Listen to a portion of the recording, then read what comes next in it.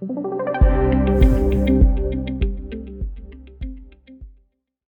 everyone, I am Brahmi Kapasi and you are most welcome to Wealthy's YouTube channel. हमने last video में देखा कि guild funds होता क्या है। अगर आपने वो वीडियो अब तक नहीं देखी तो जाके देख लो, लिंक इज इन डिस्क्रिप्शन, क्योंकि ये वीडियो उसी की कंटिन्यूएशन में है। गिल्ड फंड को अगर सिंप्लीफाई में वे में बताऊँ तो यहाँ पे हम जो भी इन्वेस्टमेंट करते हैं वो गवर्नमेंट सिक्योरिटीज़ में करते हैं, यानी कि फिक्स्ड इनकम सिक्योरिटीज़ या बॉन्ड्स में करते हैं जो इश्यूड रहता है गवर्नमेंट से, और यहाँ पे एक फिक्स्ड टेन्योर रहता है। और हमने वो वीडियो में ये भी देखा था कि यहाँ पे इंटरेस्ट रेट और गिल्ड फंड्स में ना इन्वर्स रिलेशनशिप रहता है, यानी कि जब इंटरेस्ट रेट गिरता है that means it is best time कि हम गिल्ड फंड्स को बाई करें। अब समझते हैं कि अगर हमने बाई किया और इंटरेस्ट रेट बढ़ने लगे तो ऐसे सिचुएशन में हम क्या कर सकते हैं, कैसे अपने पोर्टफोलियो को रीबैलेंस कर सकते हैं, ये जानेंगे हम आज के वीडियो में। तो वीडियो एंड तक ज़रूर देखना। अगर आपने गिल्ड फंड में इन्वेस्ट किया है जब मार्केट में इंटरेस्ट रेट एकदम हाई पे था और धीरे धीरे इंटरेस्ट रेट गिरने लगा, तो आप अपने पोर्टफोलियो को कैसे मैनेज करोगे? क्योंकि अगर इंटरेस्ट रेट गिरने लगा यानी कि जो भी आपके पोर्टफोलियो में debt securities, fixed income securities, bonds थे, उसकी वैल्यू कम होने लगेगी और शायद लॉसेस भी होने लगे। तो ऐसे में आप कैसे मैनेज करोगे, कैसे आपके पोर्टफोलियो को रीबैलेंस करोगे? और इसीलिए ना गिल्ड फंड्स रिकमेंडेड है for the time frame of 3 to 5 years, यानी कि शॉर्टर टाइम फ्रेम के लिए आपको इन्वेस्ट करना चाहिए गिल्ड फंड के लिए।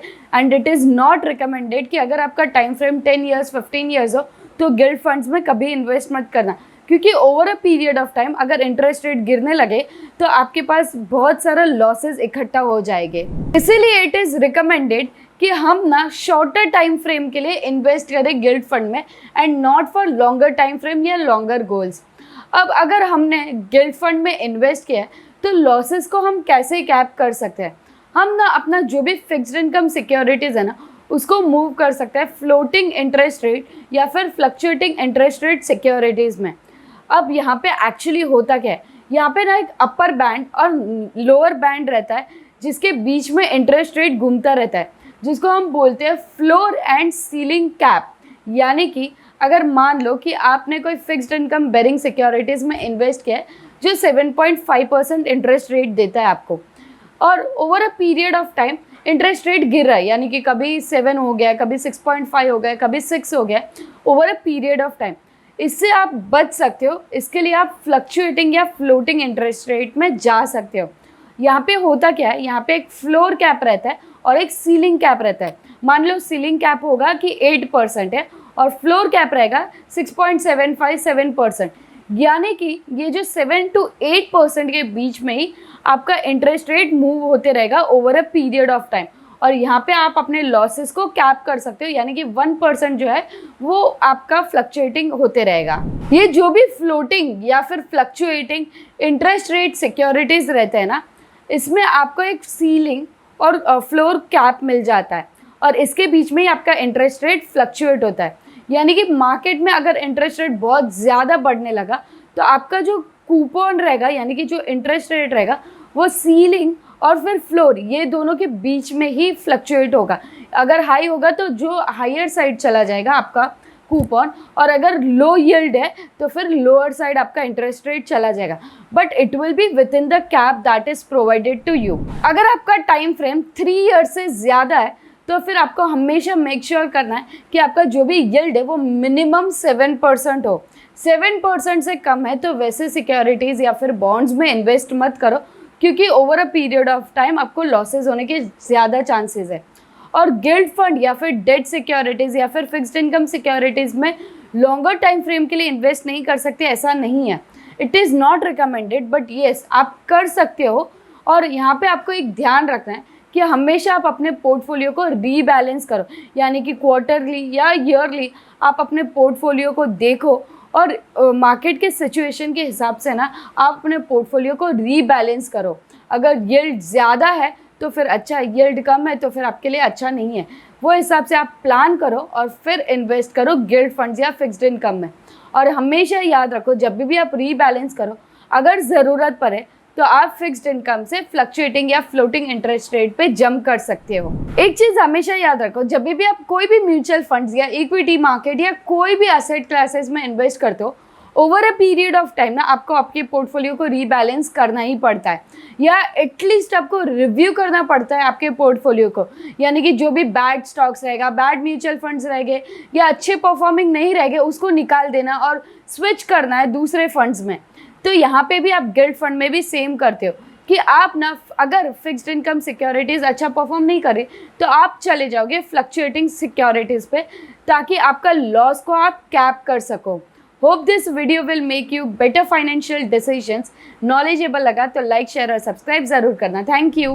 कल ही मैंने ना कार ली है। अब कार ली है तो 100% बनता है कि हम कार इंश्योरेंस कराएं, बट लाइफ इंश्योरेंस का क्या? अ study says that 55% of millionaires don't even know about term insurance. हम सब आईडीवी के बारे में तो जानते हैं, बट क्या आप एचएलवी के बारे में जानते हैं? हम सब के पास अपनी फैमिलीज है और हम अपने फैमिलीज के लिए कुछ ना कुछ करना चाहते हैं और कुछ ना कुछ कर रहे हैं, क्योंकि कल किसने देखा, राइट? लेकिन क्या आपने अपने फैमिली को सिक्योर करने का सोचा है? क्या आपने उनके आने वाले कल को सुरक्षित बनाने के लिए कुछ सोचा है?